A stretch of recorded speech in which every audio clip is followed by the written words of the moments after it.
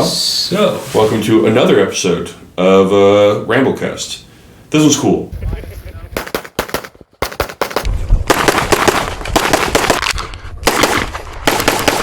I've been so psyched to do this for such a long time.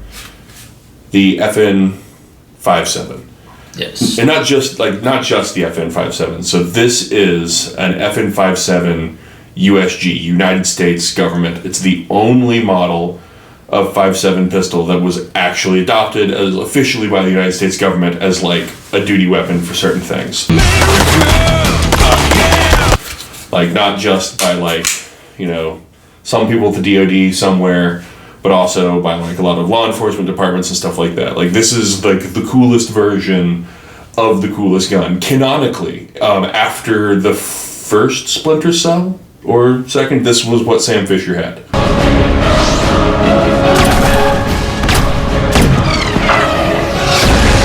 And the third and after, because this is the United States government model. He did have a. The 5.7 is the only gun I mentally associate with Splinter Cell. Yeah, it has other guns. Yeah, I actually So I am now. I'm as far as I know, I'm the only guy that's ever shot one in a match. If someone else has done it somewhere, I've never seen it. And I've put video of it on Reddit, and no one's seen it. Part of it is, we found a match that's just yeah, that's fine. Yeah, mostly because they changed out all their close-range steel with rubber poppers, which actually is confusing for a lot of people on the internet. I found without context, I'm shooting at targets and they're not moving. There you go. Hit!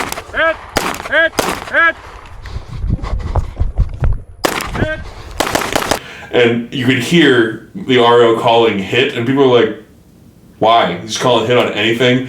They're rubber targets. We had to get white paint every time I went up and paint them all over. Also, it doesn't even knock them over because that just zips right through. Yeah, it just goes right through them. It's going so fast. I mean, if you shoot them with 5.56 that close, it'll do that too. But still, just super cool. I got to shoot a competitive match with a 5.7 and did really well actually.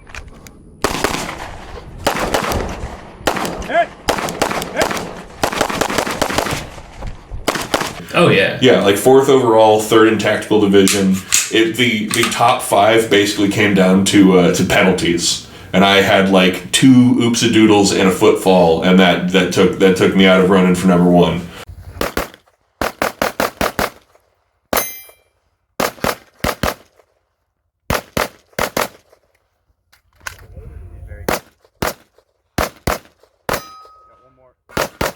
But super cool, so cool, such a fun experience to get to do this. And also, outside of just the match, I've been shooting this a bunch. I've got easily 1,000 rounds or more on this at this point, which is more 5.7 than most people ever thought about buying. Yeah. For any 5.7 gun, but I've shot a good bit of it now. And also, I shot in a match. I've shot it competitively now, which, you want the opinion on that, it's me and no one else.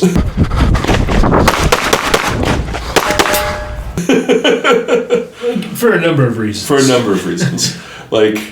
Again, just excluding... I'm certain there's, outlaw matches or something where people showed up with it, and we're talking, years ago. I'm sure someone's done it somewhere, but I can't find them and no one else has said anything. I put video on Reddit and no one condescendingly was I knew a guy who knew a guy who knew a guy who did it. And if that guy's out there, Reddit will tell you. Welcome to the internet. Have a look around. Anything that brain of yours can think of can be found. Promise you they will.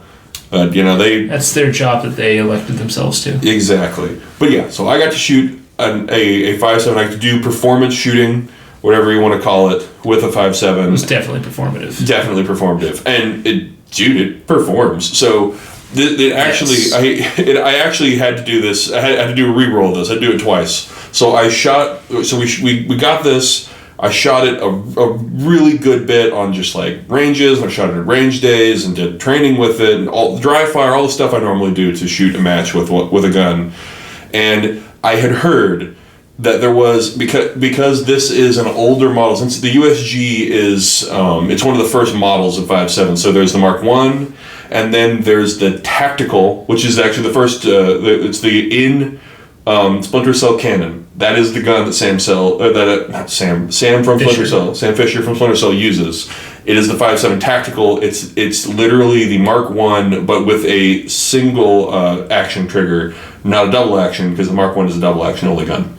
Yeah. The tactical is single stage, and then there's the IOM. That's the one that has the rounded weird trigger guard? Yeah, it's the rounded weird trigger guard, and Was that also part of the Gen 1? And this is where they first started omitting it, making it look natural? Yeah, it started actually giving it like a squared out trigger guard. And this is the version that was actually adopted by. Also, I think the Gen 1s have instead of the actual serrations back here, the cocking serrations, they have like bumps. It's like it has this funny texture thing back there. Yeah, they did a bunch of odd stuff. It's some odd stuff, but this is like the one that the U.S. government was like, all right, duty gun, cool. And, it's funny. So the exclusive issue we had with this gun, and I had heard through the grapevine that these older ones could have this problem, is the original mag catch spring. It's just like an older style, more conventional. It looks like a bended up paperclip. It runs the mag catch. It's also reversible, so that you could reverse the mag catch. And at the top, it has what you would expect. It has like basically like a loop kind of thing, and it comes to like a point. Well, like you're talking about, it's almost like an open version, like the coil, like the clamp you put on weights for the bar. Yeah, it basically does look like that. And what I had heard could happen, again, like there's so little information about like serious use with a 5.7, is that because the rounds are long and pointy, some of them, if they're seating a little far forward, they can go in there, they can hook that loop, and they can pull the mag catch out. Yoink! Yoink! Yoink! Yoink! And I shot it in training a bunch and at range days and on my range, and like that didn't happen. I was like, oh well. Maybe it has because there is an updated mag catch spring you can get for it. And I was like, well, maybe it has the updated one. And I just didn't bother to take it apart and check. And it did not. No. The very first time I tried to reload it really fast in a competition, because I went, yeah, and yanked out a magazine, that round went, eek, and sat a little far forward, and I jammed into that mag well, and it immediately caught that spring and went, boom, and just sent it out the top of the gun, just to the moon. What happened to...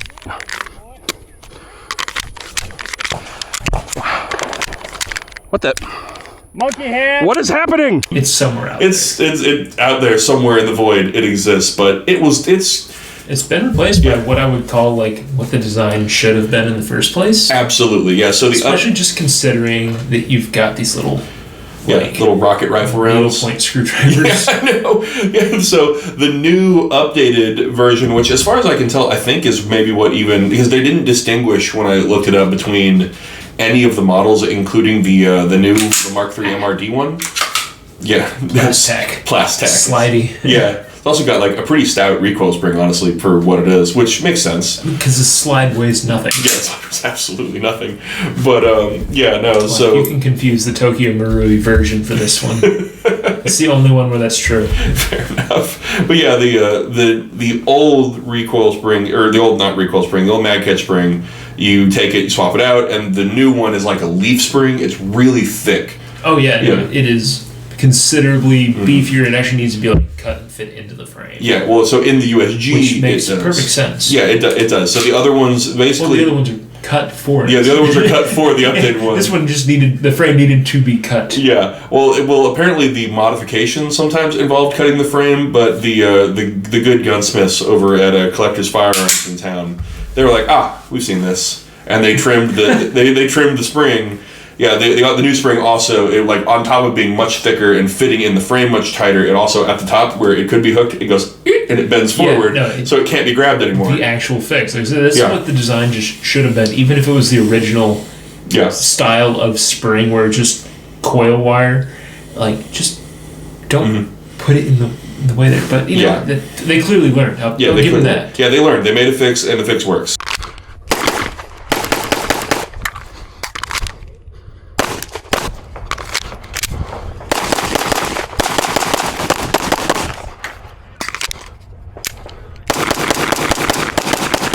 It got the spring completely out of the way of the rounds, and like there's no way the round is yanking the spring out now, because it's physically it's hooked hard into that mag catch and bent out of the way at the top, so the rounds can't grab it anymore. So it's in there.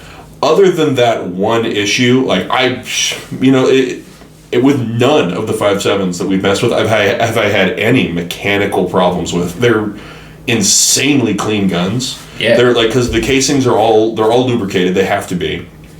And the design of 5.7, also there's like not a ton of companies that make rounds for them, and they require very high quality powder. It's relatively high pressure. It's cycling very, very quickly. And it's so clean. It has a really like violent, but because everything just weighs nothing. Yeah. It's the felt recoil on such a violent impulse. It's so funny. It's like a 5-year-old like trying to throw like a Goku punch.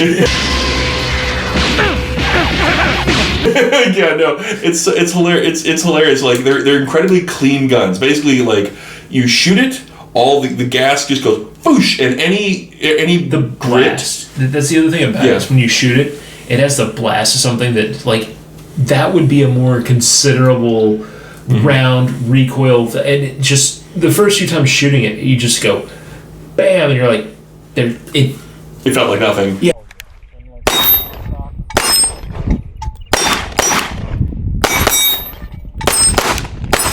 But there's that big flash. Big boom. Yeah, it's like shooting. I don't even know, like a super comped, super duper short barrel 5.56. There's just like wham, and your nose gets cleared up, but like the gun didn't really move.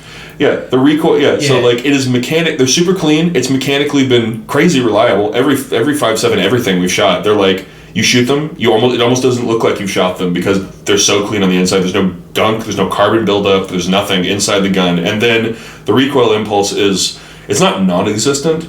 But it's there. But you're fighting. We'll say 40 grains on a bad day. Yeah, 40 grains on a bad against it. Yeah, the only ammo we've really bothered to shoot through this is 40 grain. It's the most readily available, and also it's like the highest like power factor we could get a hold of, and also for whatever that's worth. Yeah, for whatever that's worth, and also the one really really good as far as I can tell defensive round is the SS 197 SR, which is. Their sporting round is what they call it, which is what the SR stands for, but it's also the like FN branded civilian defensive ammo, and it's a custom Hornady VMAX projectile basically. And man, dog, that round, I don't know what it does to people, but it's it'll flip a rabbit inside out. Dude.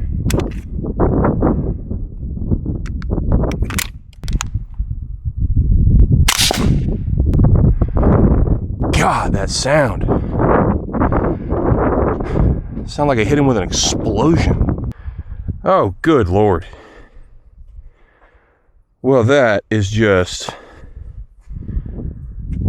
awful. What I've really been wanting to do, and this will be another video, is like this is us talking about just the 5.7. The 5.7 now pistol. we're talking about the 5.7 round. I know. The 5.7, yeah, the 5.7 cartridge. Just to be more confusing, there's also the Ruger 5.7. There's also the Ruger 5. There's many. Or is it a 57? There are several 5.7s out there now, and we've got some of them.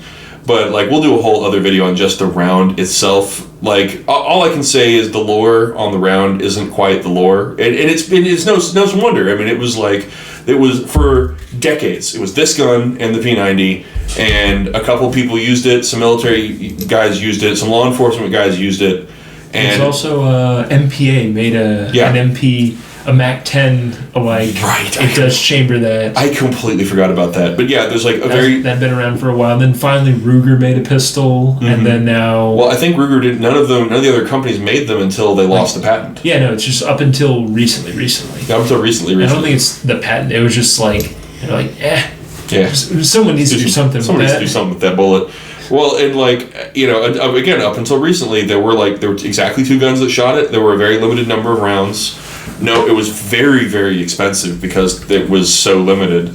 Yeah. And like the guys who used it for duty, it was like a couple DOD people, some police officers, a GIGN team with an American attachment, and that was pretty much it. And all the guys who did anything duty-ish with it, they went, all right, what are we buying for this gun? And FN was like, here's the law enforcement only ammo, which we built the gun for, which is the SS-190, the super armor penetrating bullet thingy, which is not crazy armor the penetrator. death bullet or the something. death bullet, the cop killer bullet. It's just Black Talon 5.0. Yeah, it literally 5.7. Yeah, it literally is just like this, but the tip is an aluminum penetrator. Yeah, if you're wearing a soft vest, sure. Or if you're wearing crappy Russian body armor, okay. Chinesium. If you're wearing Chinesium, it'll go through it. Everything else, though, you know, you don't want to shoot at steel targets. As far as I can tell, that's where the steel target, like, it'll spall and ricochet and all this other stuff myth comes from. Because someone with duty ammo probably shot it at steel with one point and like something happened. And they're like, terrible idea. Don't do that again. But as far as I can tell, the FMJ rounds, they are they're copper jacketed lead core bullets. They basically go poof and explode into fairy dust when you hit steel. Got some Fiocchi 40 grain, some of the FNH 40 grain S197 SR, and then Hornady Critical Defense. This is a 6-inch steel plate, and we're like, 10 to 15 feet away. Swap our mags. So, Hornady Critical Defense, no spall, not back at us. The FM ammo, nothing. And then just regular FMJ. If this was going to send spall back at my face, this would do it. Also, prove this at the match, it does have more than enough energy to knock over large falling steel targets. Because at the very least, just enough. Just enough. And that's actually all that matters. Yeah, it is. Also, a couple. That's heavy steel. That was like a really heavy falling steel. That was a heavy falling steel target, and it got it on video, bang bang, and it just immediately clunk. Got one more. So yeah, you could if someone would allow you to shoot at a falling steel match, it would be fine. It would work. It would probably run a Texas Star. I think. I've seen it run a Texas Star actually. I don't think I can buy those. Yeah, those can just with money can those be found. We have the just technology. Just because we're in Texas doesn't mean we should shoot at stars. But yeah, we can acquire a Texas Star. We can do that one too. But so just from this random little project, whatever you want to call this, we've shown pretty definitively no, doesn't cause massive spalling problems on steel. We went into it really in detail last time about theoretically in incredible volume, if you were to in a laboratory setting take a 5.7 and shoot directly at the same spot over and over and over again, in the mathematically same spot, not I have good accuracy, robotic Terminator accuracy. I've seen Suicide Squad. Will Smith did it in one sitting. That's true, he did. He punched through that steel. Yeah. If 45 can do that, this is going to go right. Yeah, fair enough. But yeah, if you are in fact a dead shot from that really crappy movie a couple years ago, and you shot thousands of bullets at the same spot on a steel target. No. This is actually the line from the better, less crappy Suicide Squad movie where it shoots a smaller bullet through the other bullet, right. That's what this one does. Yeah. And it'll go right through it. Yeah, but over time, it will cause more plasticity deformation, I guess is the engineering term. I'm probably wrong. But again, you can fix that if once a year. Even if you did fix it, the amount of time and effort it takes to damage it versus repair. You'd have to work so hard and with such stupid effort to damage a steel plate with a 5.7. I'm gonna get your steel plates. I'm coming for them. You'd have to do so much dumb, unnecessary crap. You can shoot steel plates with 5.7. It's not going to hurt them. It's stupid. As long as you're shooting range ammo, and you're not buying $25 a round SS190 and shooting it at the same spot like a lunatic. This is how I win. Yeah, if Jeff Bezos shows up to your match, check his bullets. But anyone else, it's probably fine. Dimodium outlet penetrators. But so we've proven that it does not cause these massive problems shooting steel. It's perfectly safe. It's just as safe. If someone has those problems, please film them. I want to see them. Yeah, film them. I want to see them. And not to disprove them. I just curious. Yeah, I can't make it cause these problems. I can't get it to do it. And we even shot pretty mild steel, like not even like hard heat treated AR-500 plate steel, like just steel. Didn't do that. Again, it's hard. It's a copper round filled with lead, and it's going really fast. It just goes. It just like confetti, just glittery metal confetti. You can see it turn into glittery metal confetti on video. It literally makes a little black like.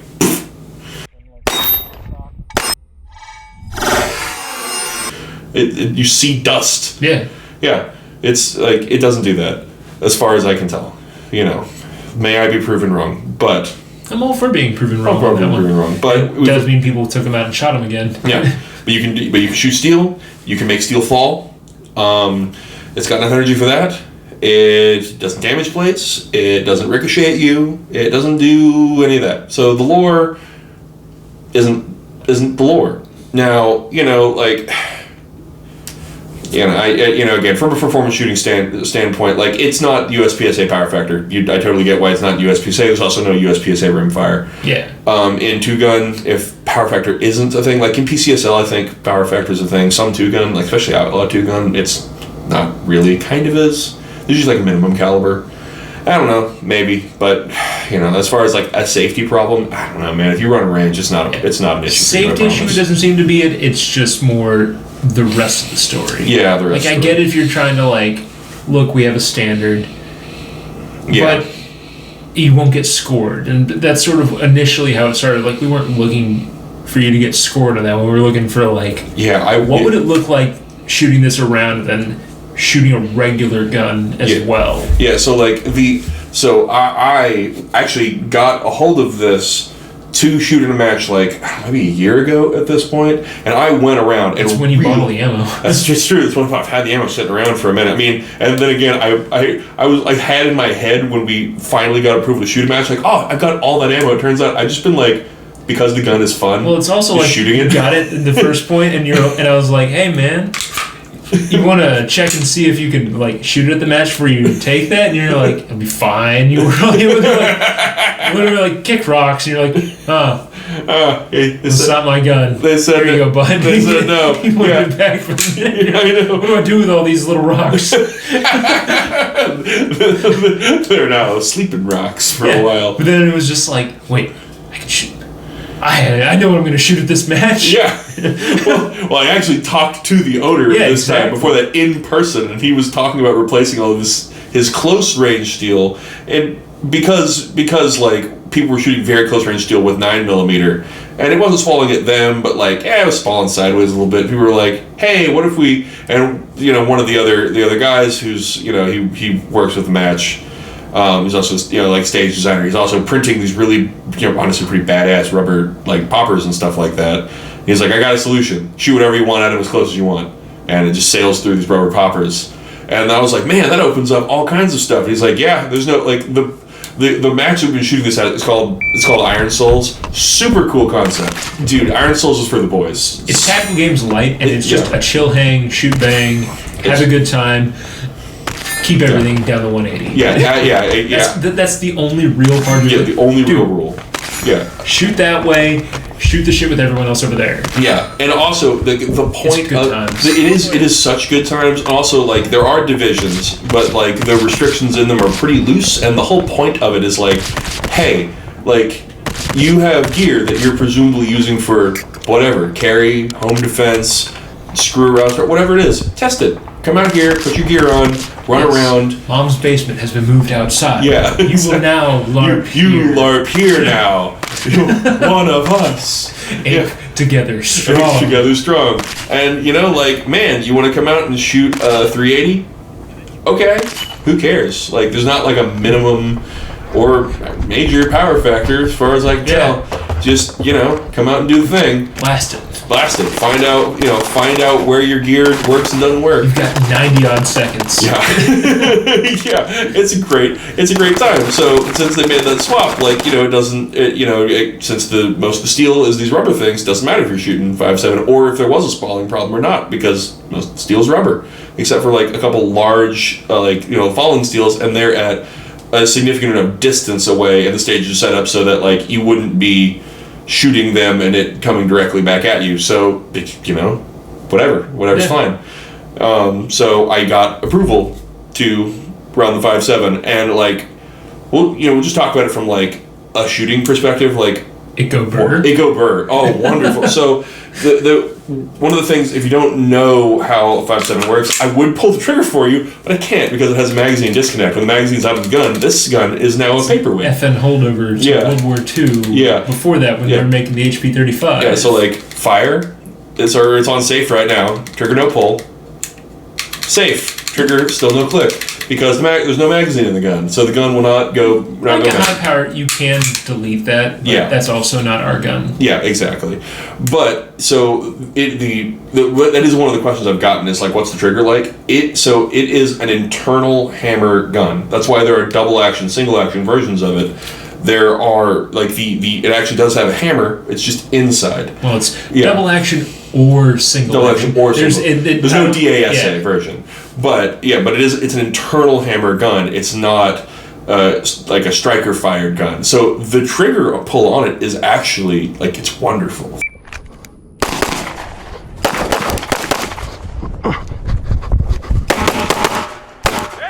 For what it is, for a duty gun, especially for when it was made, it's pretty crisp. Dude, it's a duty gun from the late '90s, early 2000s. It has like a really good mid-range. I don't know, like a mid-range 1911 trigger, maybe not quite. It's not all metal. It's not a straight pull. It's hinged. Yeah, it is hinged. Nice single action, it's like a good trigger. But what if it was all plastic? Yeah, it's got a really, really good trigger pull, and it's fast. It's so fast.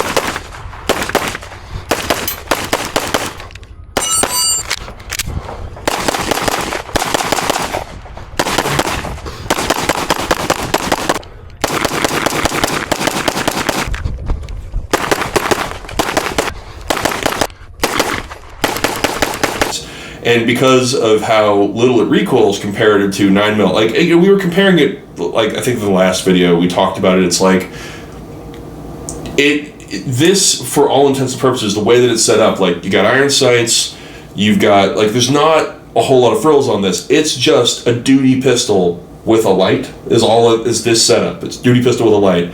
So you could compare it to say like a Glock with a light on it. Duty pistol with a light. The default. Yeah, the default. So much better. Like the trigger pull is so much better. It's crazy, and the recoil is so much less than that. It's half or less. I'd say it's on par with like a fancy up Glock trigger. Yeah. And it doesn't have the. Well, it doesn't really have any safety dingus. Yeah. Well, so like once the safety is off, there's like very little take up and a super crisp ball. Yeah. And the brake is because it's just hammer fall. Yeah, and the brake is very, very crisp. And the recoil is like, I would put it at like comped 2011, or maybe like I was talking like Staccato XL, because that's the long slide big comp. It's the big in 2011. It's the big in 2011 from Staccato. Like it feels like that, but in a super simple duty pistol gun that's also again from the early 2000s, late 90s. And it weighs as much as like an airsoft pistol. So like we'll use Kel-Tec's knockoff version. They did the PMR 30. Remember the 22 mag one that like load a magazine through to save its life. But like that gun has been fixed, and there are ones that run. I kind of want to grab one just to compare with this. But their ads, they would put in like Shooters Weekly, you name it, magazine. It was like it's all the weight of a loaded AR mag. Yeah, and that's kind of where this is at. Yeah, it's like super crisp trigger pull, very light recoil for what it is. The iron sights on it are very good. It's basically suppressor height sights at all times, and the front post is nice and crisp. The back sights are very well defined. Like everything on it, man, especially for its era, like it points well. The trigger pull is great. The recoil impulse is fantastic. The only thing on it that I made any changes to, and I'll cover like some of this in a later video, is like I added a little bit of skateboard tape here and a little skateboard tape to the back, and that's just for like my draw stroke and to kind of cement it in my palm a little bit better. And then if I get sweaty, there's also just like some cut up high speed tape on the grip a little bit. just stick it in there when my hands get moist, and then I put a little bit of grip tape on the bottom, and that just gives me like a good texture to know when my hands are in exactly the right spot and to lock it into the gun. And man, when you've got all that going together, it doesn't move. Oh, dude, like it doesn't move. It locks into your hands really good. Like people, maybe if you have small hands, people like I've heard that people with small hands don't. The grip doesn't fit their hand. I got big Yeti paws and I shoot a Desert Eagle a bunch. This thing's it's great for me. I will say, of all the things that it got picked up for, the one that surprises me, like now that I've shot it more and like walked around with it a bit, that it didn't get issued for or like designated use for would be like Air Force like pilot bailout kit. Mm-hmm. Like this is where this kind of gun would shine. I've suspected Air Force bailout kit, or like I've honestly thought like air marshal stuff, because like if you've ever seen like the bullets that they issue for things like that, or that those guys get, they're like glass filled hollow points at one point. Maybe now I don't know if they just use HSTs or something like that. I know the Israeli ones. Yeah, but I don't. They just use HST last I checked. Yeah, but they really focus on on top of just accuracy, but like like over penetration not being an issue, and that of the one thing that like my jury's still out on, I really don't know, because I haven't gotten to shoot something substantially meaty enough with it to really know like what the terminal performance is with the with the SS-197 SRs on something that's like a human analog. That I really don't know, and neither does anyone else, because no one's really shot those at people. Yeah, you just pull up corners reports or whatever. Yeah, find all 6 of them. Yeah, exactly, and like it's very unclear as to what exactly happened. Like, who knows? The ones that did get hit, they were just shot like a whole bunch, and then you have to start wondering like where was enough? Yeah, exactly. But like the one thing that is absolutely clear is that round enters anything tissue filled. It dumps all that energy, and then it stays there. Like, it does not over-penetrate stuff, really. And anything that's that's like a hard physical barrier, I mean, again, boof, fairy dust. Like shooting steel with the FMJ, it's just...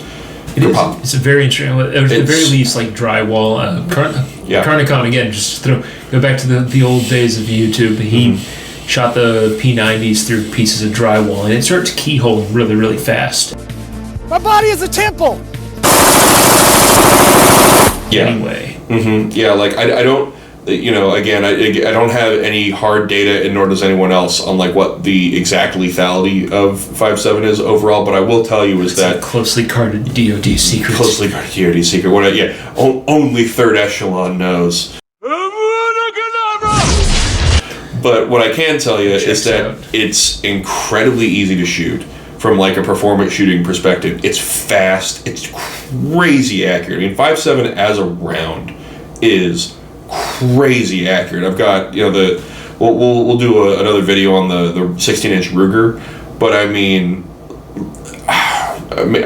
literally was shooting bottle cap size groups at 100 yards with, and then granted that's like a rifle size gun, and this is a pistol, but like for a pistol, I shot it out to like 50 yards.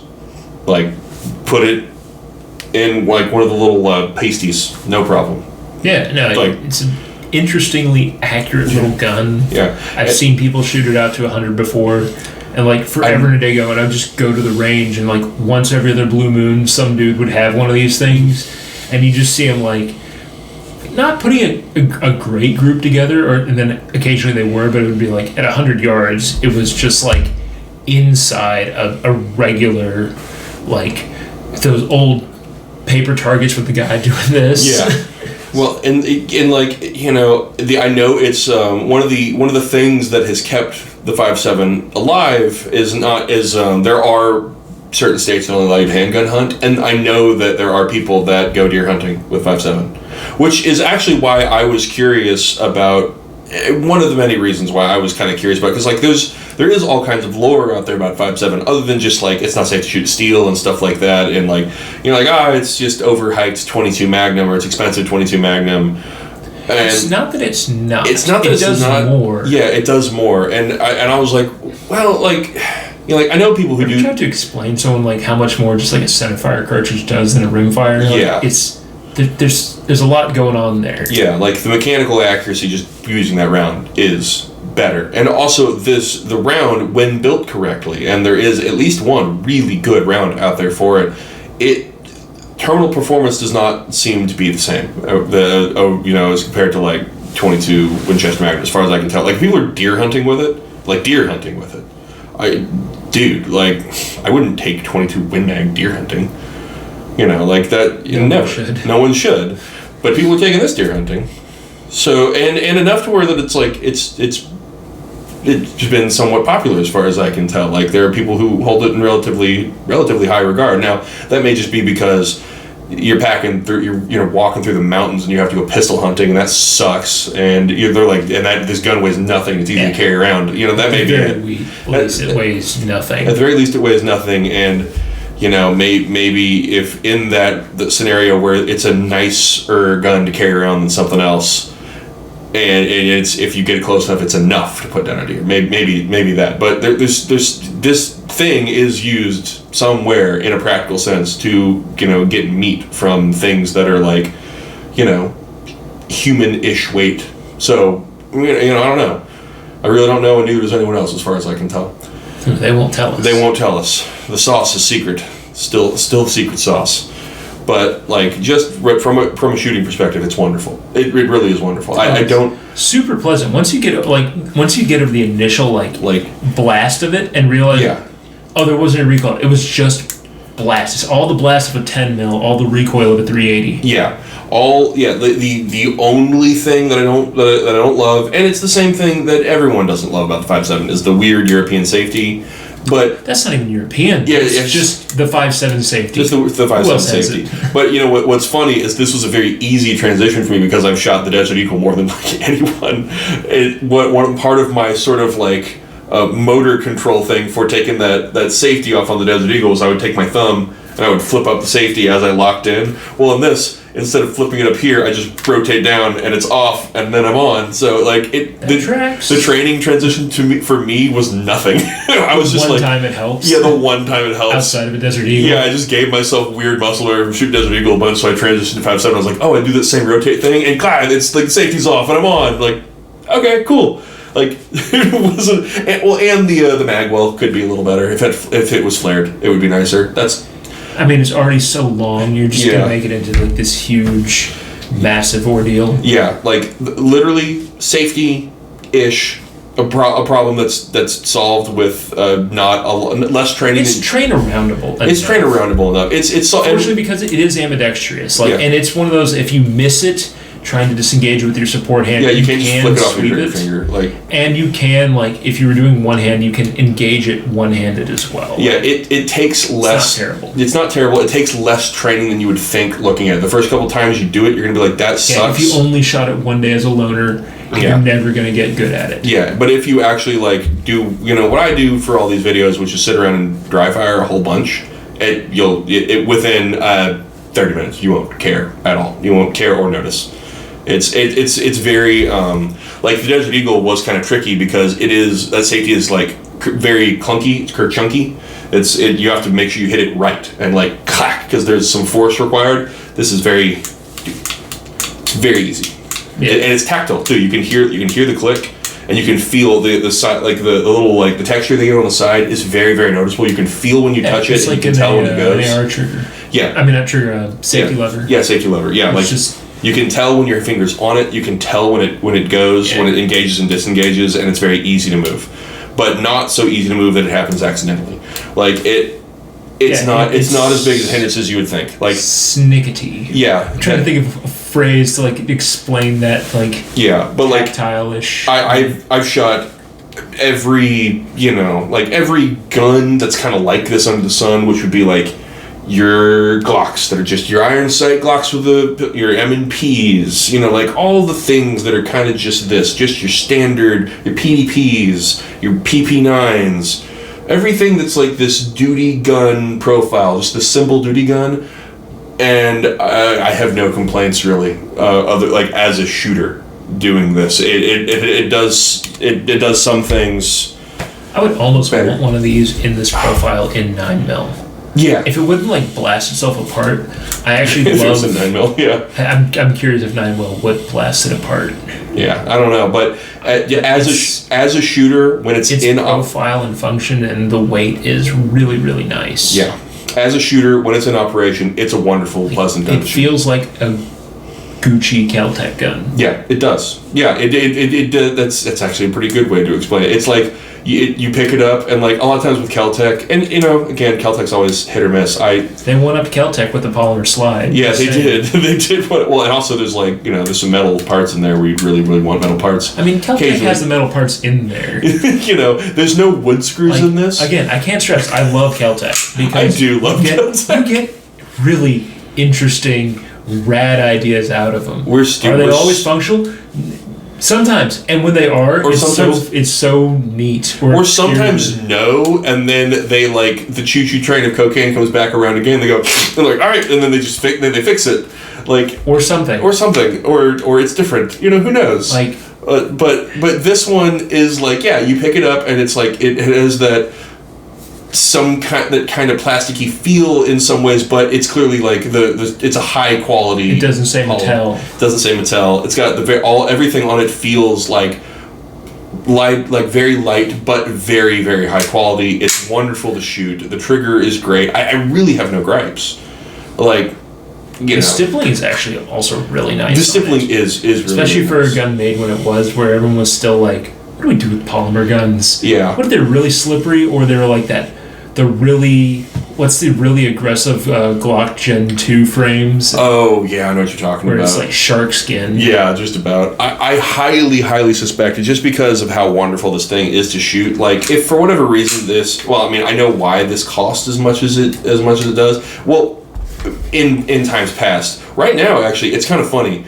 The FNJ ammo, the Fiocchi range ammo that we've been shooting, the Fiocchi 40 grain, which, again, perfectly reliable. No hiccups, no misfires, no jams, nothing. The only oops doodle it had was caused by me with like a known problem that the gun had, and the fix for it, as far as I can tell, completely eliminates it from the. Yeah, that's been rectified, and it's been loaded way faster and shot way faster since. Yeah.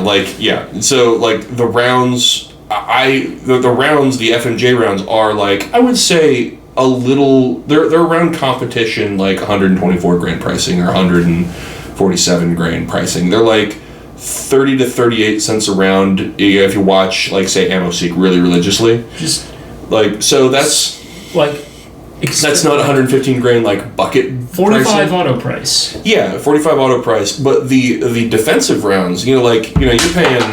That's 45 cents. Yeah, it's 45 cents. Yeah, like for HSTs, you're paying what, like $1 usually? Something like that. On a bad day, yeah. On a bad day, yeah. These are 45 cents. So the defensive ammo is actually not really all that much more expensive than the range ammo. Like this, because it's and when I say what's made. Yeah, well, and when I say that it's 45 cents, I mean you go on to. I didn't even get this off I didn't search for the lowest price on like AmmoSeek or something like that. I got this as an add-on to an order at Midwest. 45 cents from FNH. 45 cents a round. Cheaper than 9mm defensive ammo, strangely enough. So, the cost on it right now is not bad. That's actually why we could do this without taking out a second home loan, because, if we were still paying $1.50 a round pricing like we were a couple of years ago, this would not have been doable. But, it's doable at 30 cents a round, 38 cents a round. Oh, yeah. And, 45 cents a round for defensive ammo, running the Deagle was so much more expensive than that. But, so much. But, entertained me. Yeah, it entertained me too. Hopefully some of y'all. Hopefully some of y'all too. It definitely entertains some of them. That's why they're here. But yeah, no, cost-wise, shooting it these days isn't that expensive. And also, I suspect if the pricing had been similar to 9mm when it had sort of had its advent, because man, this was the coolest high-speed video game gun for a while. Then people were like, oh my gosh. And it was a $2,000 gun, and then the bullets were so expensive they were unobtainable. Everyone was like, well, maybe when I'm older and I've got money. Well, and now I'm older and I've kind of got money, a little bit, and it's cheaper, so much cheaper. This is now you can get I see used 5.7s. There's a big used market for them for $750 now, pretty routinely, and the bullets are affordable. I suspect if it had been anything like that, this probably would have caught on way more than it did. Like a lot more than it did. And solid maybe. And who knows? Maybe we'd have a whole lot more information than we do, and the lore on it would be totally different because it is from a again, a performance shooting perspective, it's wonderful. It really is wonderful. In operation. I would love to see, again, like a 5.7 category and see people run like really raced out 5.7 guns. Dude, that'd be so sick. That'd be so jazzed. That'd be so fun. I really like that really would be cool to see because you're just gonna see it's like the joke of like seeing the Olympic on steroids or sports wrestling. It's like how high can a man jump? How high can a man jump? It really is just how fast can he shoot the stage? Just how fast. We're gonna take almost all limitations away. Yeah, I highly suspect that like this gun is good. I know the new hotness in the 5.7 pistol world right now is the FN Five Seven, which it's based on the MP platform, which is already like a very well regarded pistol platform. The MP PX4 5.7. Yeah, they actually have like a 5.7. Yeah, they actually have like a rotating barrel sleeve design, which takes apparently like even more of the recoil out of the gun. That I'm going to be so curious to try. We're gonna do more 5.7 stuff. It may not be all right now, but like there will be more like exploratory 5.7 stuff. It's been very interesting so far. Probably, I mean, someone's got to scoop up the new Kel-Tec. That's Steyr-Hahn loading one. I will shoot a match with that at some point. It's going to happen. I don't know what that's going to look like or how that's going to go. The gun might explode. I really have no idea. I love messing with Kel-Tec stuff. Like, man, Kel-Tec, like, let me try your toys. I'll shoot them so much crazier than anyone else will, I promise. Yes. Even if I fail at it, I'll fail on camera. Like that, when those guns run, they do run really fast. It's really funny to see. I know. Well, and it's so funny to like, we were shooting the SU-16 and like, granted, it did start having heat problems because we were using it in the Texas summer and running it real hard. But like, to watch guys who are like, all right, I've got my Noveski AR, I have tuned the buffer and the gas system and everything, and then like a big monkey in a helicopter hat is just like, look, my plastic rifle, like, twice as fast as them. Just watch their faces like,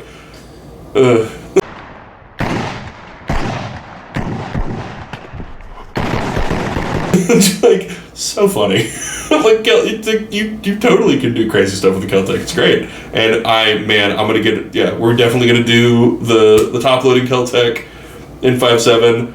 The P50 is absolutely happening. I just can't decide if I want to run it single-handed like RoboCop, or if we're gonna actually do like the carbine version.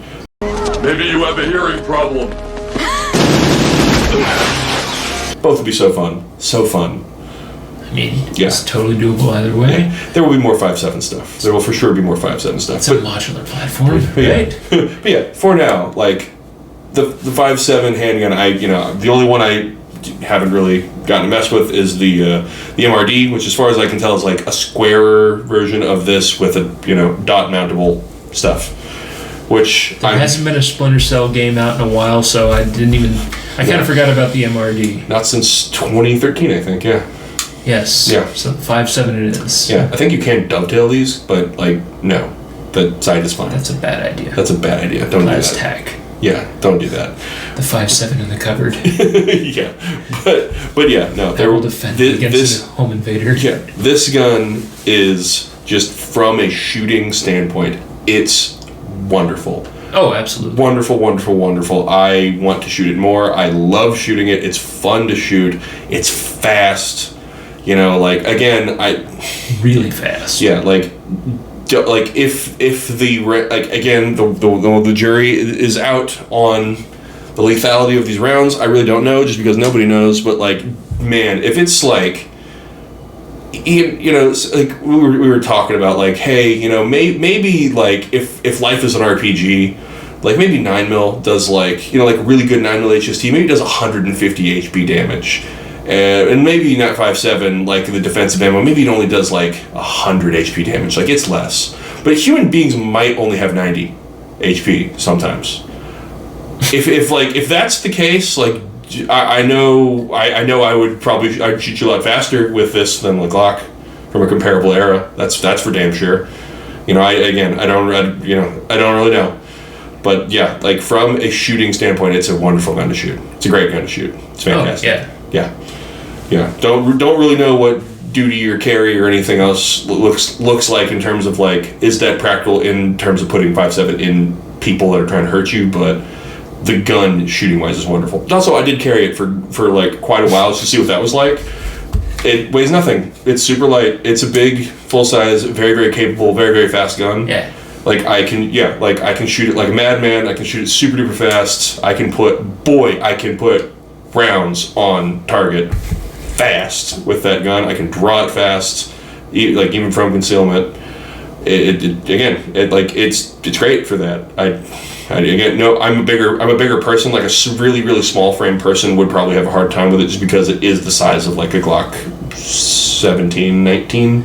But it weighs nothing. You could, like, if you stand up and walk around. It's so funny how little it weighs, even like fully loaded. It is like, especially if you don't have like the light right here is probably like the weight of the rest of the gun almost. If you take the light off, it doesn't. You almost can't tell it's there if you're just walking around. It doesn't. There's not that you could. It's so front heavy with the light on. I've held it without. Yeah. You could clip it into sweatpants and it wouldn't matter. It doesn't move. It doesn't. It's literally like tucking an airsoft gun in your pants, you know. But yeah, no, 5.7 like Guerrilla Gunman approved. I really like it. And then some. Like it's a just super neat gun. Yeah. Like not back to keep harping on nothing fancy concepts. Like second kind of cool. Yeah. We're still like all the juries are still out on the first one, but it's absolutely got that second kind of cool. It's for sure second cool. I don't know because nobody knows on first cool. Yeah. I don't even need the first cool. That's when it's so second cool. That's true.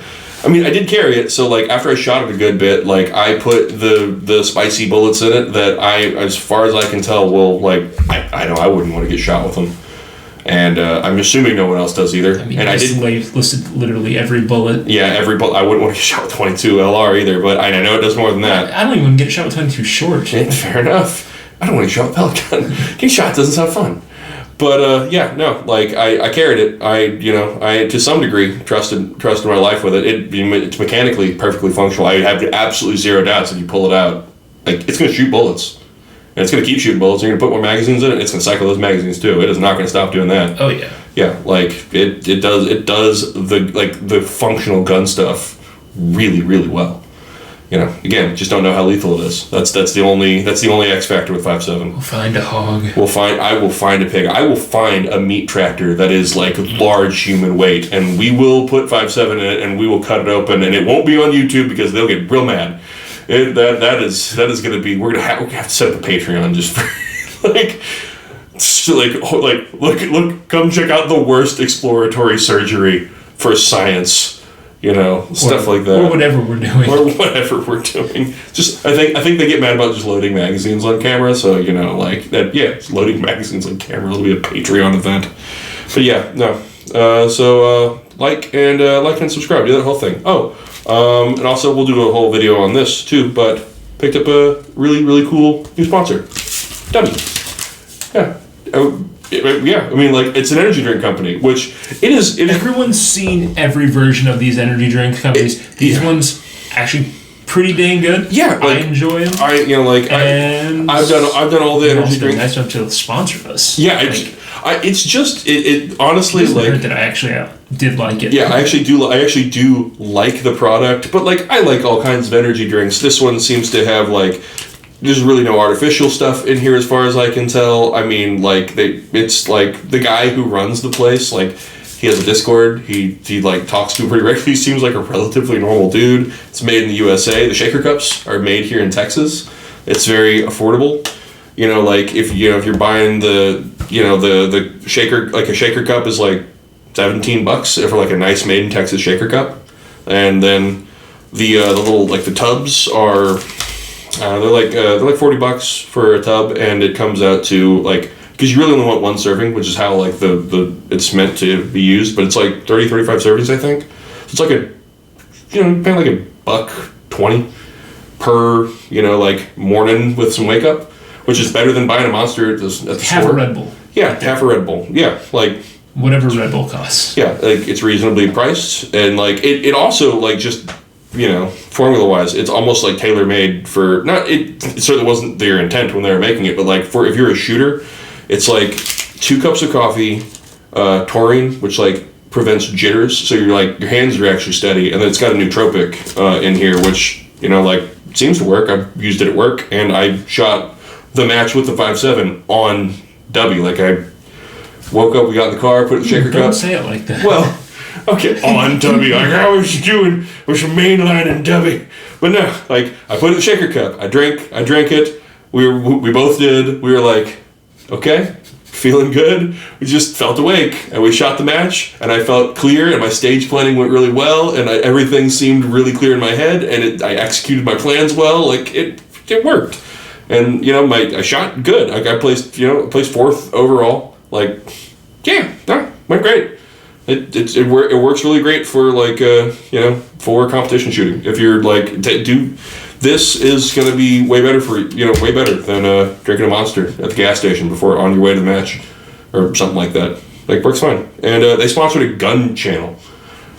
Like cool. Man, I did the little application form thing, and they're like, all right, put in all your socials, we're gonna check you out, and I was like, this is gonna be where this falls apart. they're gonna watch one thing and be like, no, and they gave me the thumbs up, so woo. Exactly. Yeah, go to their website, and if you use our code Gorilla Gunman, it'll be in the description. You get 10% off on W stuff, and you get to support an American company with making stuff not just in America but in Texas, and it's great for what it is. Like it's awesome. I have no complaints about this either. So yeah, like and subscribe or whatever. Yeah, toodles.